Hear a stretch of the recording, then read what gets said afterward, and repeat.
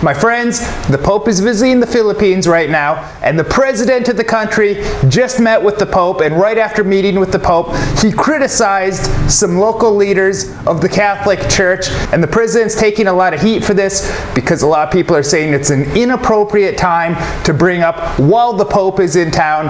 And I was thinking, wouldn't this be the most appropriate time, because the President finally has the Pope in his presence and he can shed some light on some things that he thinks isn't right with the local church. The Pope isn't in the Philippines for a vacation. He isn't here just to be idolized and worshipped. He's here working. If the Pope's really about reform and change, I think he would want to hear these things. One of the people in particular that President Aquino has an issue with is an archbishop. Criticized him for his hair, about being bald, and to quote President Aquino, he says, as if it were a mortal sin. He's referring to Archbishop Ramon Arguelles, who said the balding president should wear a wig. And my first thought about hearing this was, so the Catholic Church is not content with just controlling what's inside our heads. They also have to control what's on top of our heads? I have to wonder, does the Archbishop have a side business selling toupees? If he would have criticized the President for his policies and his actions that he's done, that would be fine. But to criticize him for being bald, well, that's just a low blow. One of the things that I always thought was interesting about Jesus, they wrote down all this stuff about him, and supposedly we know exactly what he wants and exactly what he doesn't want, but no one ever thought to write down what the guy looked like. They never wrote down whether he's tall or short, what hair color he had, what eye color, what his face looked like.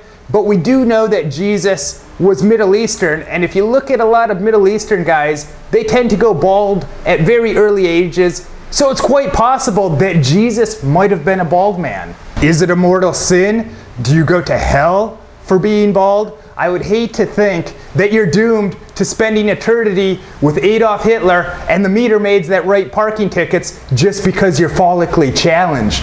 Now the Archbishop, he's entitled to his opinion and he's entitled to say whatever he wants, but guess what? So is the President, so am I. You're entitled to your opinion and to say what you want. My point is that if it were important for the President to have more hair, God would have given him more hair. And I know there's a lot of people out there that aren't happy about a lot of things about themselves that they can't change. There's a lot of people that wish they were taller, or wish instead of having maybe red hair, they had brown hair, or instead of having brown eyes, they'd like to have blue eyes. But if it were important, God would have given you those traits. Don't let some knucklehead control your thoughts. Don't let anyone tell you, oh, you're lacking certain qualities. And it doesn't matter if the person is in a supposed position of authority or power, like the Archbishop, because in reality, the only real power he has is the power that you let him have over your thoughts and your beliefs. So my friends, be mindful about the kind of information you're taking in and the kinds of thoughts that you're having. Stay in control. Be sure to check out our other videos, and if you're not yet subscribed, subscribe now.